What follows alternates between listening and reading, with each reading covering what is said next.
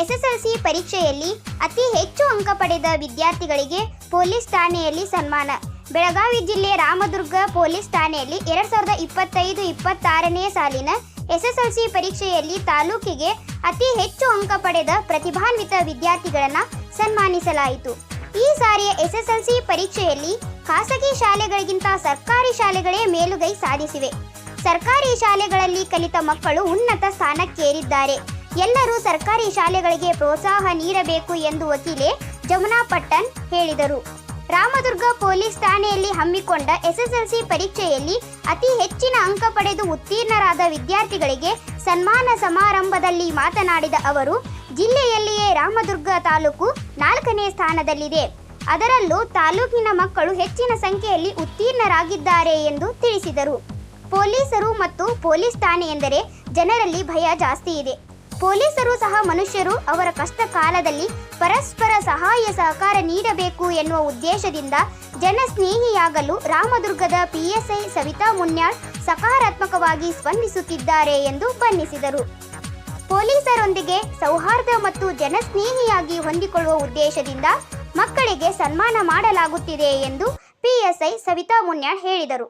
ಮಕ್ಕಳು ಸಾಧನೆ ಮಾಡಿದಾಗ ಸಂಘ ಸಂಸ್ಥೆಗಳು ಸನ್ಮಾನಿಸುವುದು ಸಾಮಾನ್ಯ. ಆದರೆ ಉಳಿದ ಸಂಘಟನೆಗಳಿಗಿಂತ ಪೊಲೀಸರು ವಿದ್ಯಾರ್ಥಿಗಳ ಸಾಧನೆ ಗುರುತಿಸಿ ಸನ್ಮಾನಿಸುವುದು ರಾಜ್ಯದಲ್ಲಿಯೇ ಇದೇ ಪ್ರಥಮ. ಇದರಿಂದ ಮಕ್ಕಳಿಗೆ ಹೆಚ್ಚಿನ ಪ್ರೇರಣೆ ಸಿಗಲಿದೆ ಎಂದು ಆದರ್ಶ ವಿದ್ಯಾಲಯದ ಶಿಕ್ಷಕ BH ನಾಗಮ್ಮನ್ ಅವರ ಅಭಿಪ್ರಾಯ ಪಟ್ಟರು. ಎಷ್ಟೇ ಇದಾದರೂ ಕೂಡ ಅವ್ರು ಏನೋ ಪ್ರಯತ್ನ ಪಟ್ಟವ್ರು ಪಾಲಕರ ಒಂದು ಗೈಡೆನ್ಸ್ ಆಯ್ತು, ಟೀಚರ್ಸ್ ಎಫರ್ಟ್ಸ್ ಆಯ್ತು, ಅವ್ರದ್ದು ತಮ್ಮ ಸ್ವ ಇಚ್ಛೆಯಿಂದ ಆಯ್ತು, ವೈಯಕ್ತಿಕವಾಗಿ ಆಯ್ತು, ಯಾವುದೋ ಒಂದು ಕಷ್ಟಪಟ್ಟು ಒಂದು ಏನೋ ಸಾಧನೆಯನ್ನು ಮಾಡಿರ್ತಾರೆ. ಅವರನ್ನು ನಾವು ಗುರುತಿಸಬೇಕು. ಯಾಕಂದ್ರೆ ತಾಲೂಕಿ ಲೆವೆಲ್ ಒಳಗೆ ಫಸ್ಟ್, ಸೆಕೆಂಡ್, ಥರ್ಡ್ ಬರೋದಂದ್ರೆ ಅಷ್ಟು ಸಣ್ಣ ಕೆಲಸ ಅಲ್ಲದು. ಯಾಕಂದ್ರೆ ನೂರಾರು ವಿದ್ಯಾರ್ಥಿಗಳು ಇರ್ತಾರೆ, ಸಾವಿರಾರು ವಿದ್ಯಾರ್ಥಿಗಳು ಇರ್ತಾರೆ. ಅದ್ರೊಳಗೆ ಒಂದು ರ್ಯಾಂಕ್ ಅನ್ನ ಪಡಿತಾರಂತಂದ್ರೆ ಅವರಲ್ಲಿ ಒಂದು ಏನೋ ಎಫರ್ಟ್ಸ್ ಇರುತ್ತೆ.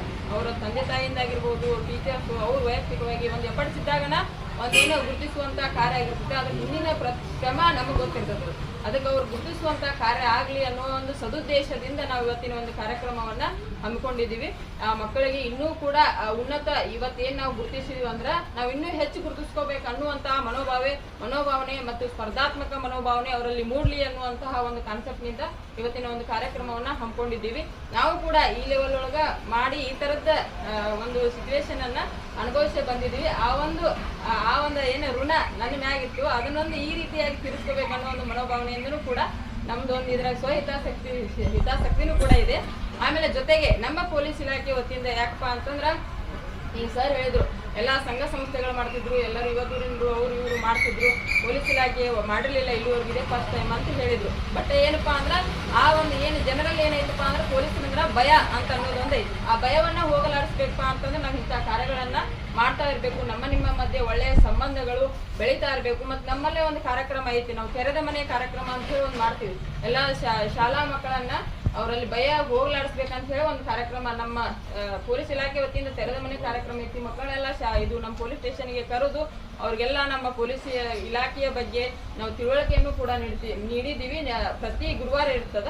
ಆ ಟೈಮ್ನಾಗ ನಾವು ಕರೆದಿರ್ತೀವಿ ಎಲ್ಲ ಶಾಲೆ ಮಕ್ಕಳನ್ನ. ಬಟ್ ಒಂದೊಂದು ಶಾಲೆ ಈ ಬಂದು ಏನು ಯೂಸ್ ಮಾಡಲ್ಲ ಅವ್ರು. ಅದು ನಮ್ಗೇನು ಬೇಡ ಇರುತ್ತೆ ಅದನ್ನೆಲ್ಲ ಯೂಸ್ ಮಾಡ್ತಿರ್ತಾರೆ. ಈ ಥರ ಆಗಿ ಆ ಮಕ್ಕಳು ಬರೋ ಕೆಡ್ತಾ ಇರೋಂಥ ಪರಿಸ್ಥಿತಿನೇ ಜಾಸ್ತಿ. ಹೋದ ವರ್ಷನೂ ಅಷ್ಟೇ ಮೊರಾರ್ಜಿ ಶಾಲೆಯಿಂದ ಫಸ್ಟ್ ಬಂದು ನಮ್ಮ ಕರ್ನಾಟಕಕ್ಕೆ. ಆಗ ಅನ್ನಿಸ್ತು ನನಗೆ ಯಾಕೆಲ್ಲರೂ ಮೊರಾರ್ಜಿ ಶಾಲೆ ಕೇಳ್ತಾ ಇದ್ದಾರೆ ಅಂತ. ನಂಗೆ ತುಂಬ ಹೆಮ್ಮೆ ಅನ್ನಿಸ್ತಿದೆ. ನಮ್ಮ ಸರ್ಕಾರ ಇದನ್ನೆಲ್ಲ ಮಾಡ್ತಿರೋದು, ಅವರೆಲ್ಲ ಕೊಡ್ತಾ ಇರೋದು ಅಂತ. ಅದರಲ್ಲಿ ಇವತ್ತಂತೂ ಎಲ್ಲ ನೋಡಿದ್ಮೇಲೆ ಅಂತೂ ಇನ್ನೂ ಖುಷಿ ಆಗ್ತಾ ಇದೆ. ಎಲ್ಲ ನಮ್ಮ ಹುಡುಗರೆಲ್ಲ ಎಷ್ಟು ಚೆನ್ನಾಗಿ ಮಾಡಿದ್ದಾರೆ ಅಂತ, ಇನ್ನೂ ಚೆನ್ನಾಗಿ ಓದ್ರಿ ಅಂತ ಹೇಳಕ್ಕೆ ಇಷ್ಟಪಡ್ತೀನಿ. ನಮ್ಮ ಮನೇಲಿ ಎಲ್ಲರೂ ಅಷ್ಟೇ ಶಿಕ್ಷಣಕ್ಕೆ ತುಂಬಾ ಮಹತ್ವ ಕೊಡ್ತಾರೆ. ನಾವಂತಾನೆಲ್ಲ ನನ್ನ ಪೇರೆಂಟ್ಸ್, ನಂದು ಇನ್ಲಾಸೂ ಅಷ್ಟೇ, ಅಂದರೆ ನನ್ನ ಅತ್ತೆ ಮಾವನೂ ಅಷ್ಟೇ ತುಂಬಾ ಎನ್ಕರೇಜ್ ಮಾಡಿದ್ದಾರೆ. ನಾನು ಬರೀ 10th ಮಾಡಿದ್ದು ನಿಮ್ಗೆ ಗೊತ್ತಿದೆಯಲ್ಲ. ನಾನು ಇಲ್ಲಿ ಬಂದಮೇಲೆ ರಾಮದುರ್ಗ ಬಂದಮೇಲೆ ನಂದು ಎಜುಕೇಷನ್ ನಾನು ಕಂಪ್ಲೀಟ್ ಮಾಡಿದ್ದೀನಿ. ನನ್ನ ಲಾನಲ್ಲಂತೂ ಯಾರಿಗೂ ಬಿಟ್ಕೊಟ್ಟಿಲ್ಲ. 3 ವರ್ಷನೂ ನಾನೇ ಫಸ್ಟ್ ಬಂದಿದ್ದು.